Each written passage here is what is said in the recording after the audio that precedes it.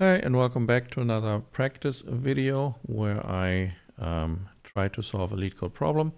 So I'm currently going through the backtracking list where on LeetCode.io. It's very nice because it keeps track of which problems you completed. So we did subsets 1, subsets 2, and I want to try combination sum next. So let's see what this one is about.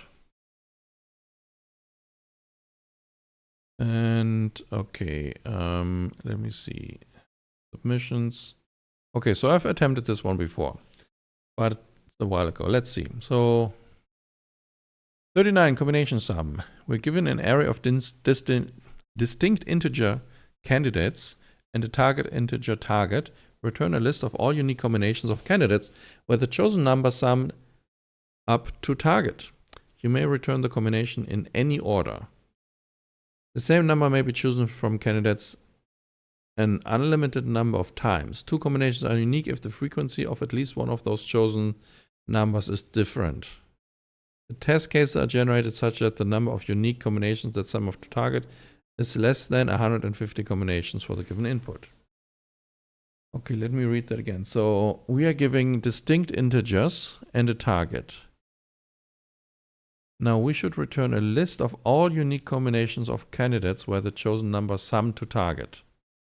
All right. The same number may be chosen from candidates an unlimited number of times. Okay.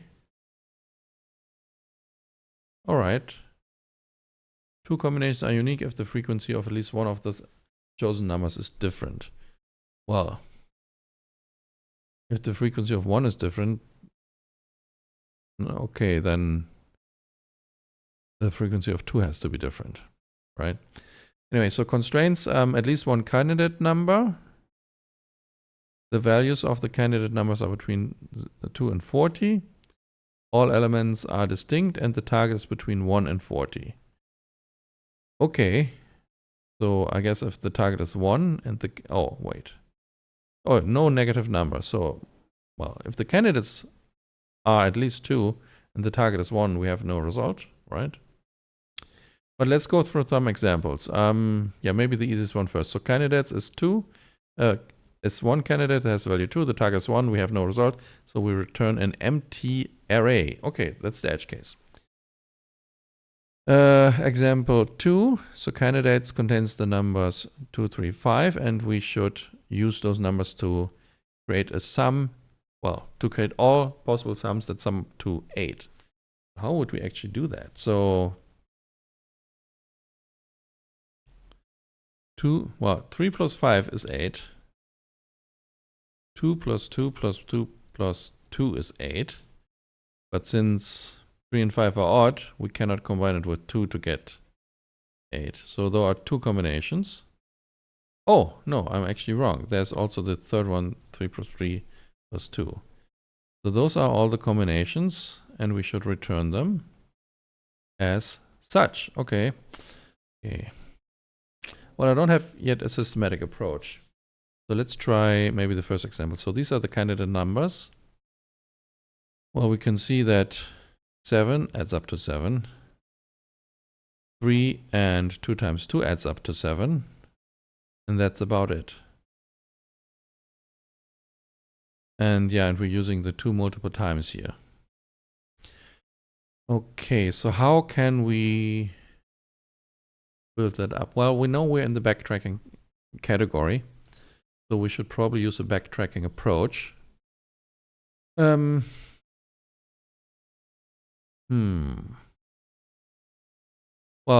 when we iterate over this array, I suppose maybe it's similar to, the power set problems, where we just look at all the different combinations, but then we have a condition that if the sum is larger than our target, we know we don't have to continue, right? Because the candidate numbers are all positive. So that would give us an additional, termination condition for the recursion. Yes, so I think we could, well, we're going to have a result array, right? That we will return. Yeah, return result. That's what we need. We're going to need a helper function, def helper. That's our little recursive backtracking helper function. Now, if we tell it, okay, we probably have to tell it what is our current sum up to now, and tell it, okay, you can use all the numbers after a certain index. So we probably start at index 0, and we start with a value,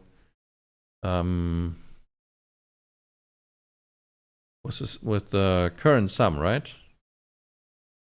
So current sum. And then we just check if current sum is larger than target. Well, we got nothing, right? We just return, I guess, an empty list. And the other case is, if current sum is equal to target, then we're good, right? That means we should add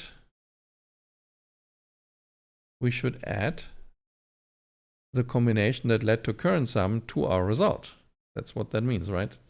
We'll have a result dot append, and then yeah, we have to pass a selection, the current elements that we've selected, right? Selection, and the selection beginning is empty. So we have to append the selection, and we probably need to make a copy so that we're able to add elements to it or pop them out, right? And we can do this, and then we just return.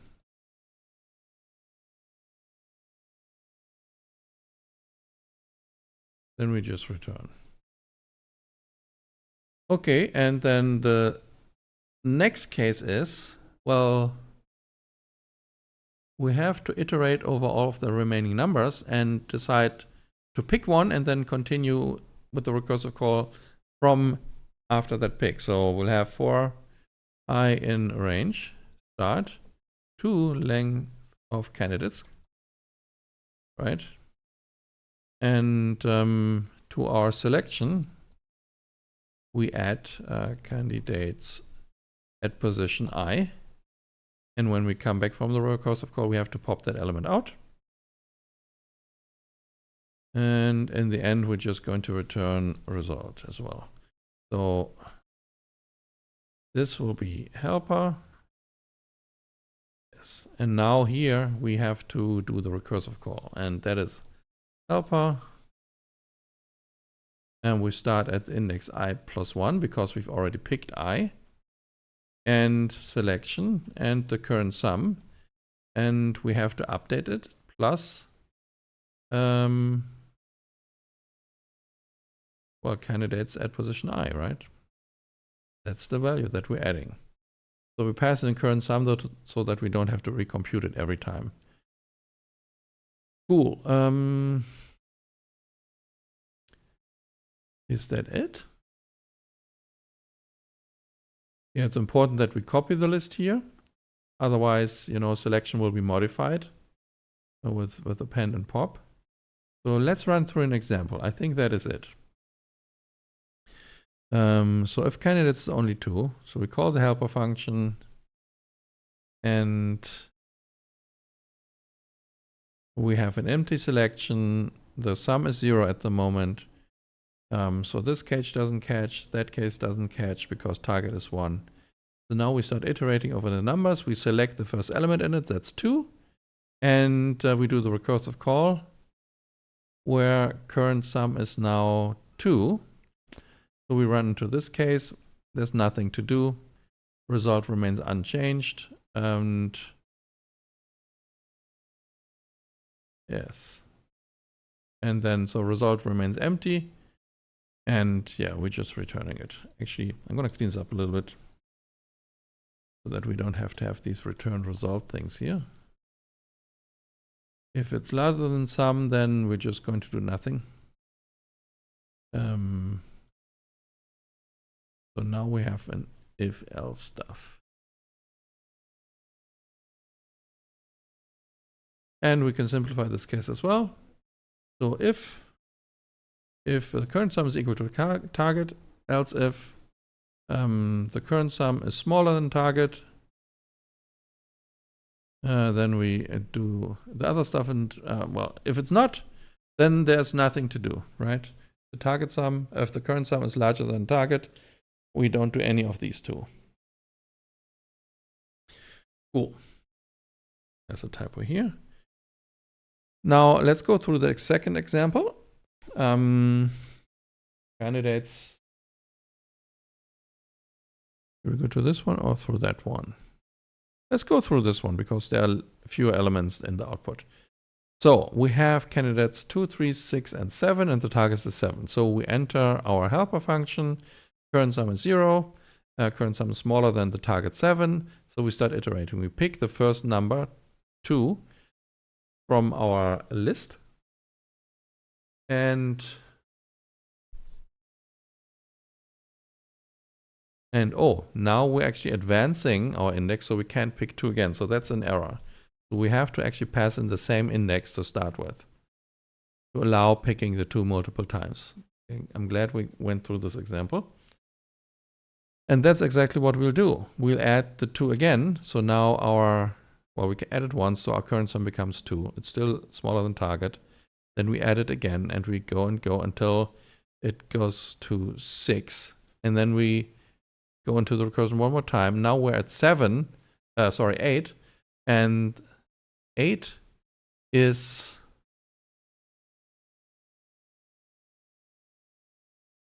larger than 7, right? So nothing gets done. And now let's think about this. Do we prevent an infinite loop or no? Well, we prevent the infinite loop because if the current sum is larger than target, then we're not doing anything. So we're not continuing the recursion, right? But if we wanted to, we could say if it's larger, we return false, and then we check if the helper returns false or something. We stop our loop. But that would only work when the candidates are actually in sorted order. Excuse me. But they're not guaranteed to be in a sorted order, even though they are here. Right, so we cannot use it. We could sort them, and then we could use that early termination trick, but I don't think we should. Right, so next, after we ran into the 8, we come back and we pop out the 2. We continue our iteration of our loop. So now we're picking 3, right? We have 2 2s, and now we're picking the 3. So we're 3 levels deep into the recursion, and now we pick 3. And when we do that, we get 2 plus 4 plus 3 equals 7. So this case catches, and the 2 plus 2 plus 3 is added, etc. Then, of course, we try. Actually, that's the end of that recursion. Then we try to pick the 3 multiple times. So 2 plus 3 plus 3, that doesn't work, etc. And then we iterate over the whole stuff until finally, in our base case, so after calling helper, or let's say at the recursion depth of 1 or 0, however you want to call it, after the first call to helper from here, we have now reached the index 3 pointing at 7. So we're adding 7 to our list of candidates. Current sum is the 0 plus the 7, and it matches, and then we're adding the 7. So I think that should work. In terms of runtime complexity, I'm still struggling a little bit with these backtracking problems. So in each step, we do an O of n for loop, right? So we have O of n for the loop. And how deep can we go with our recursion? Well, the limit is basically target, right? So It depends on target and the candidates inside the candidate values. So in the worst case, the candidate values are all, what are they, 2s, right? And the so